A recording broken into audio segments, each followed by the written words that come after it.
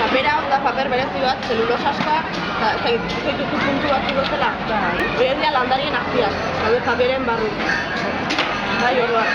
Jogurra janda gero, egin behar dena da. Lur pixkal bota, zelai batetik edo ualetxean lur pixkal edo baratza batetik hartuta, eta gero, papera hartzen duzu eta egiten duzu. Zatitan puskatu eta guzti.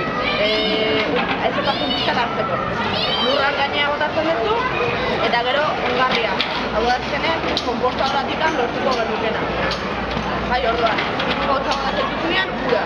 Eta denbora batea, jata guztetuke lore bat.